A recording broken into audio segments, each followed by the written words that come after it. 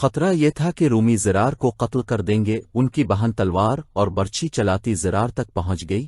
رومیوں نے ان کی یہ کوشش کامیاب نہ ہونے دی، لیکن رافع نے ایسا ہلہ بولا کہ رومی سوار بکھر گئے، پھر فردا بھاگ اٹھے۔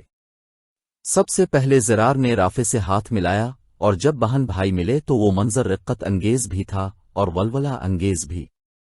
بہن اپنے بھائی کے زخم دیکھنے کو بےتاب تھی۔ بعض مورخوں نے خولا کے یہ الفاظ لکھے ہیں: میرے عزیز بھائی، میرے دل کی تپش دیکھ، کس طرح تیرے فراق میں جل رہا ہے، اپنے زخم دکھاؤ زرار۔ بہن نے بےتابی سے کہا، مت دیکھو خولا۔ زرار نے بہن سے کہا، اور یہ زخم مجھے بھی نہ دیکھنے دو، یہ زخم دیکھنے کا وقت نہیں۔ زرار نے رافع اور ان کے سواروں سے کہا، چلو دوستو، رومی کہاں ہیں؟ دمشق کے محاصرے کا کیا بنا؟ رومی لڑ بھی رہے تھے اور پسپا بھی ہو رہے تھے۔ یہ ان کی تنظیم بھی تھی اور جرت بھی کہ وہ بھاگ نہیں رہے تھے۔ ایک ایسی جگہ آ گئی جس کے دونوں طرف چٹانیں اور کچھ بلند ٹیکریاں تھیں۔ رومی لشکر کو سکڑنا پڑا۔ خالد نے اپنے دونوں پہلوؤں کے سالاروں سے کہا کہ وہ چٹانوں کی دوسری اطراف میں نکل جائیں اور سر پٹ رفتار سے رومیوں کے عقب میں چلے جائیں۔ رومی نہ دیکھ سکے کہ چٹانوں کے پیچھے سے ان پر کیا آفت ٹوٹنے والی ہے۔ خالد نے تعاقب کی رفتار کم کر دی۔ رومی سمجھے ہوں گے کہ مسلمان تھک گئے ہیں، انہوں نے پسپائی روک لی۔ خالد نے اپنے دستوں کو روک لیا۔ اچانک عقب سے رومیوں پر قیامت ٹوٹ پڑی۔ سامنے سے خالد نے شدید حملہ کر دیا۔ رومیوں کی یہ حالت ہو گئی کہ وہ گھوڑوں کو چٹانوں اور ٹیکریوں پر چڑھیلے گئے اور دوسری طرف اتر کر بھاگنے لگے۔ توقع یہ تھی کہ رومی رسد وغیرہ کا جو ذخیرہ ساتھ لا رہے تھے وہ مسلمانوں کے ہاتھ آ جائے گا، لیکن رومیوں نے گھوڑا گاڑیوں اور اونٹوں کو پہلے ہی حمص روانہ کر دیا تھا۔ حمص کی طرف جانے والی رہگزر پر رومیوں کی لاشیں بکھری ہوئی تھیں، زخمی تڑپ اور کرا رہے تھے۔ ان کے گھوڑے آدیر الفادیر آوارہ پھر رہے تھے۔ مجاہدین نے حکم ملتے ہی اپنے ساتھیوں کی لاشیں اور زخمیوں کو اٹھانا، زخمی اور مرے ہوئے رومیوں کے ہتھیاروں کو اکٹھا اور ان کے گھوڑوں کو پکڑنا شروع کر دیا۔ کاش میرے پیچھے دمشق نہ ہوتا، خالد نے کہا، میں دشمن کے ایک آدمی کو بھی دمشق تک نہ پہنچنے دیتا۔ خالد نے تعاقب ترک کر اس خطرے کے پیش نظر کے رومی کہیں اکٹھے حمص سے کمک منگوا کر واپس نہ آ جائیں، اپنے ایک سالار سمتا بن الاسود کو بلایا، 1000 سوار اپنے ساتھ لو اور رومیوں کے پیچھے جاؤ۔ خالد نے کہا، نہیں، کہیں اکٹھے نہ ہونے دینا، جنگی قیدی نہیں لینے، جو سامنے آئے اسے ختم کرو، فوراً روانہ ہو جاؤ۔ ولید کے بیٹے خالد کو کسی کی پکار سنائی دی، وہ آ گیا میرا ننگا جنگجو۔ خالد نے زرار کو آتے دیکھ کر نعرہ لگایا۔ زرار کو اپنے زخموں کی پرواہ نہیں تھی، وہ گھوڑے سے کود کر اترے۔ خالد بھی کود کر اترے اور تاریخ اسلام کے 2 عظیم مجاہد ایک دوسرے کے بازوؤں میں جکڑ گئے۔ خولا گھوڑے پر سوار تھی، اس کا چہرہ نقاب میں تھا، صرف آنکھیں نظر آتی تھیں جن کی چمک اور زیادہ روشن ہو گئی تھی۔ خدا کی قسم ابن الازور، خالد نے کہا، تیری بہن نے تیری خاطر میرا بھی منہ پھیر دیا تھا، اس بہن پر اللہ کی رحمت ہو۔ زرار نے کہا، تو مجھے بتا میں کیا کروں؟ کیا تو محسوس نہیں کر رہا کہ تجھے آرام کرنا چاہیے؟ خالد نے کہا، پہلے جرہ کے پاس جا اور اسے اپنے زخم دکھا۔ زرار بن الازور جرہ کے پاس تو چلے گئے لیکن صرف پٹیاں بندھوا کر واپس آ گئے۔ سالار سمتا بن الاسود رومیوں کے تعاقب میں گئے۔ رومی بری طرح بھاگے جا رہے تھے، ان کی آدھی نفری تو لڑائی اور پسپائی میں ختم ہو گئی تھی اور باقی نصف بکھر گئی تھی۔ سمتا جب حمص کے قریب پہنچے تو دیکھا کہ رومی حمص کے قلعے میں داخل ہونے جا رہے ہیں۔ اس دور میں حمص ایک قلعہ بند قصبہ ہوا کرتا تھا۔ سمتا وہاں جا کر رک گئے۔ انہیں معلوم نہیں تھا کہ قلعہ کے اندر کتنی فوج ہے، پھر بھی انہوں نے اپنے 1000 سواروں کو قلعے کے ارد گرد اس انداز سے دوڑایا جیسے وہ محاصرہ کرنا قلعے پر حملہ کرنا چاہتے۔ قلعے کا دروازہ کھلا اور 3-4 آدمی جو فوجی نہیں تھے باہر آئے۔ वो रूमी नहीं मकामी बाशिंदे थे। सालार समता बिन अलअसवद ने उन्हें अपने पास बुलाया। क्यों आए हो? समता ने पूछा। अमन और दोस्ती का पैगाम लेकर आए हैं, एक ने कहा। रूमी मजीद लड़ाई नहीं चाहते। क्या तुम्हारा शहंशाह हिरकिल भी मजीद लड़ाई नहीं चाहता? समता ने पूछा। हम शहंशाह रोम की तर्जुमानी नहीं कर सकते। हमस के एक शहरी ने कहा। हम ये पैगाम लाए हैं कि हमस वाले नहीं लड़ना चाहते। अब जिस कदर सामान खुर्दोनोश चाहते हैं हम चाहते हैं हमसे ले लें। अब जितने दिन भी यहां कयाम करना चाहते हैं करें। आपकी फौज और घोड़ों को खुराक हम मुहैया करेंगे। किसी भी तारीख में नहीं लिखा कि सालार समता ने हमस में रूमियों से सुलह की क्या शराइत मनवाई थी। वो वापस आ गए। खालिद अपने लश्कर के साथ दमिश्क जा चुके थे। मुअर्रिख लिखते हैं कि खालिद जब दमिश्क पहुंचे तो शहर के अंदर मायूसी और खौफ व हरास की लहर दौड़ गई। शहर वालों को पहले ये इत्तला मिली थी कि अंतिके से कुमक और रसद आ रही है।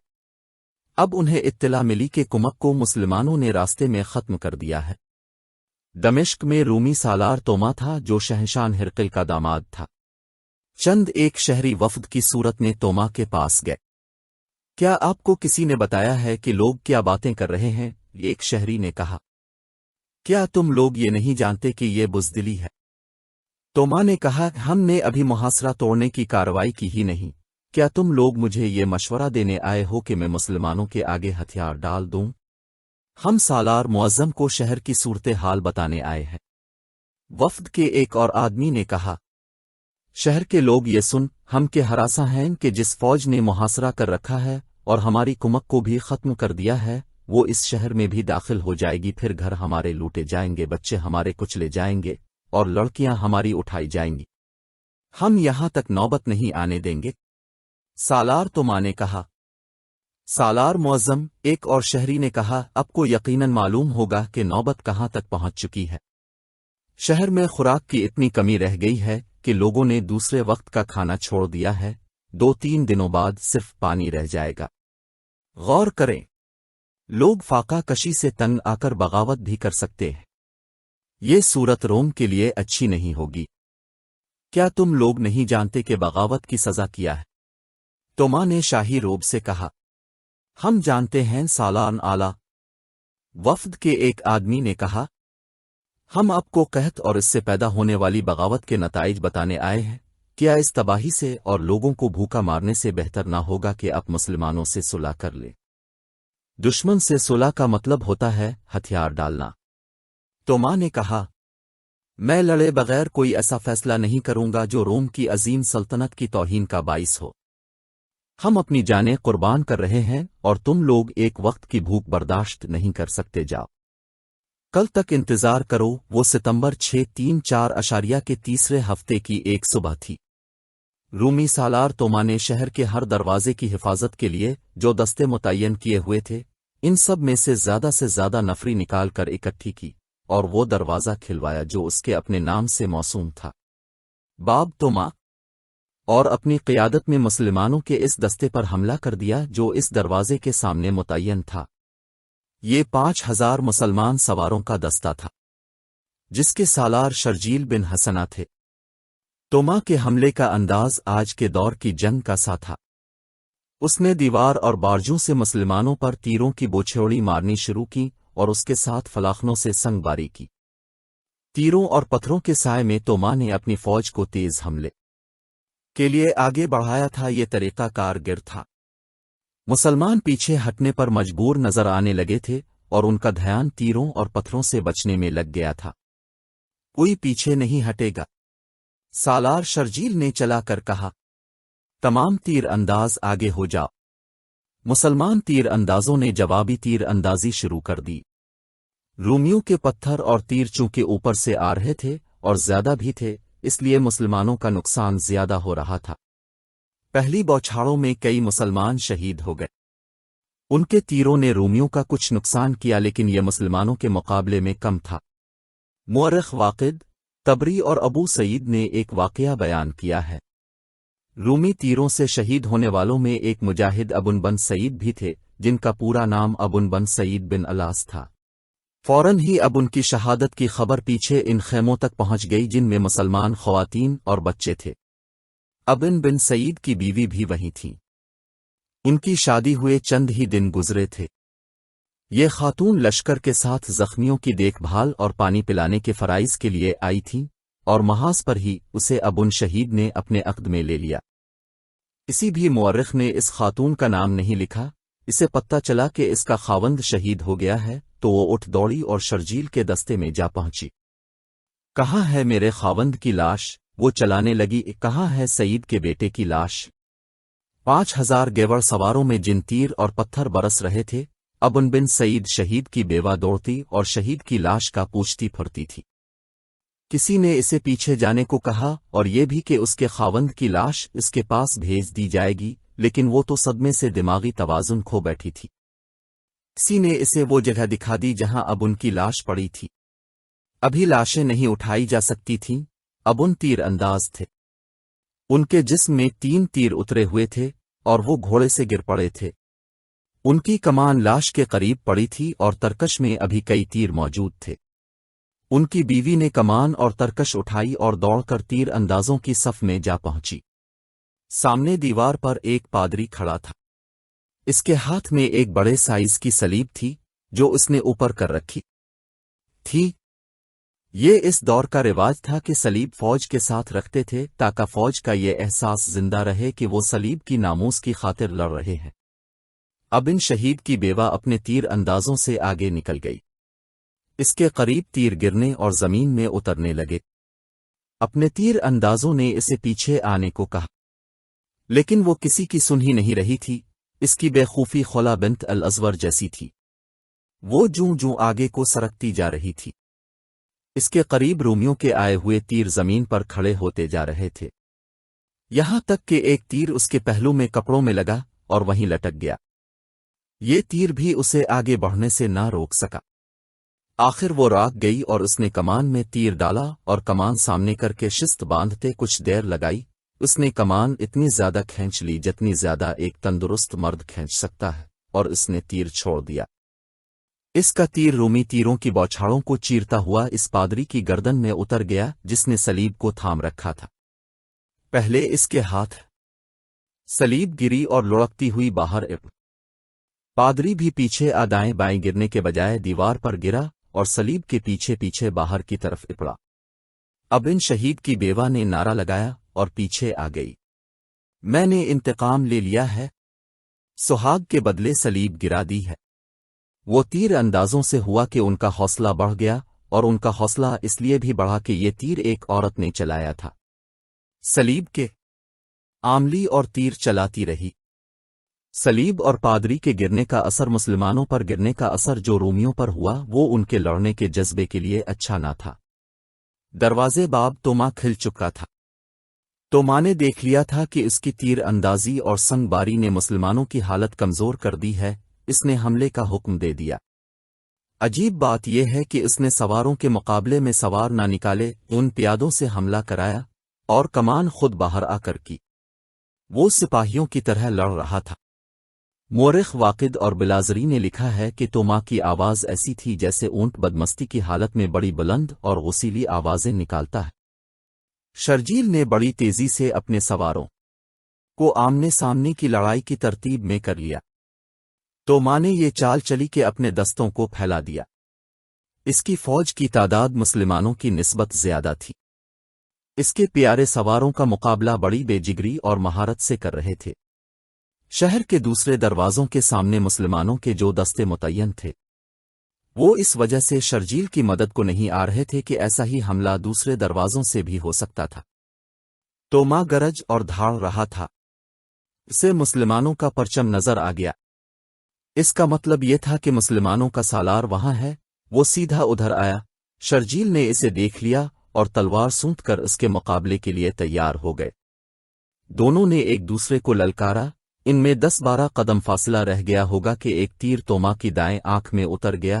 اس نے ہاتھ اس آنکھ پر رکھ لیے اور وہ بیٹھ گیا۔ شرجیل نے آگے بڑھ کر اس پر حملہ نہ کیا۔ توما کے محافظوں نے اس کے گرد حصار بنا لیا، پھر اسے اٹھا کر لے گئے۔ मौरखों ने मुत्तफ़िक़ा तौर पर लिखा है कि वो तीर अबन बिन सईद की बेवा ने चलाया था। अपने सालार के गिरने से रूमियों का हौसला भी गिर पड़ा और वो पीछे हटने लगे।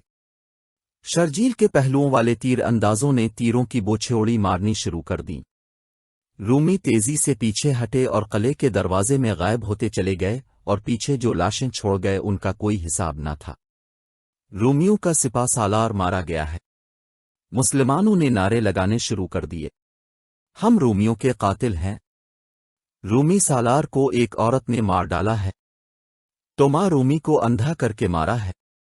बाहर आवर ओ म्यू, अपनी सलीब और पादरी को उठा ले जा। दीवार पर खड़े रूमी ये नारे सुनते और रहे नारे शहर के अंदर भी सुनाई दे रहे थे। ये नारे रूमी फौज और दमिश्क के शहरियों के हौसले और जज्बे के लिए तीरों की तरह मोहलिक थे। मुसलमानों का जानी नुकसान भी कुछ कम नहीं, तपते रूहे से शहीद और जख्मी हो गए। फिर इतनी तादाद लड़ाई में शहीद हुई। शर्जील परेशान से हो गए और खालिद के पास गए।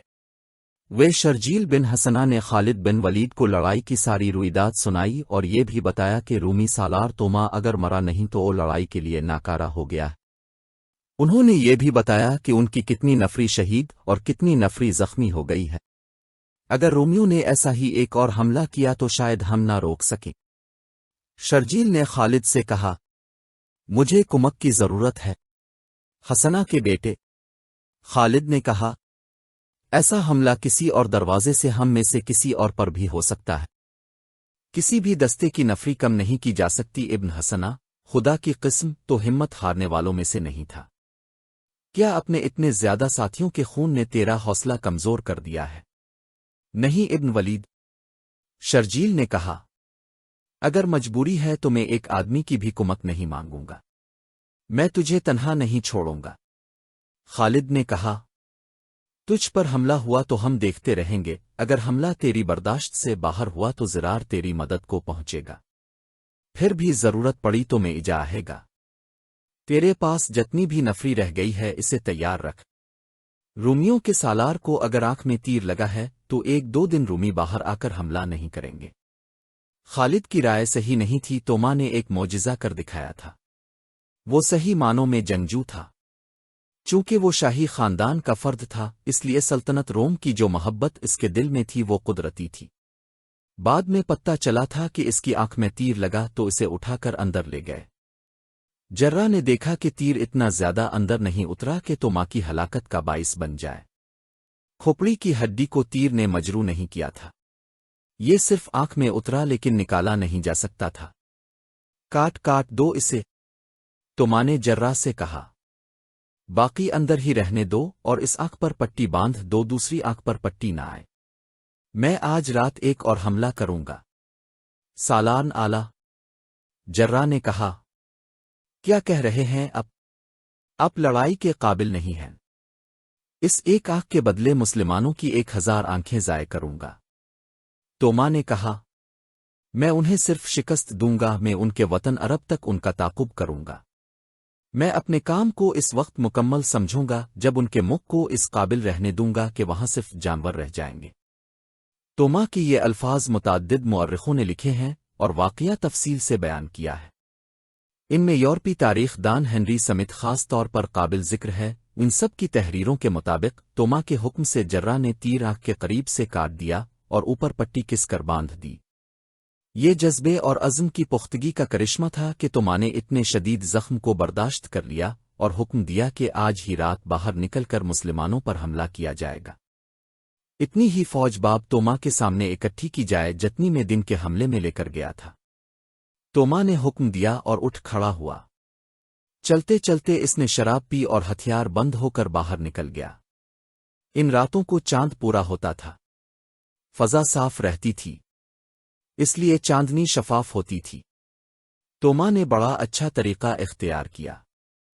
इसने अपने तमाम दस्तों के कमांडरों को हुक्म दिया कि 3 और दरवाज़ों बाब सगीर, बाब शर्क और बाब नजाबिया बाहर जाकर मुसलमानों पर इस तरह हमले करें कि अपने आप को लड़ाई में इतना ज्यादा ना उलझाएं बल्कि उन्हें अपने साथ लड़ाई में मसरूफ रखें। वो खुद बड़ा हमला बाब तोमा से कर रहा था, दूसरे दरवाज़ों से कर रहा था।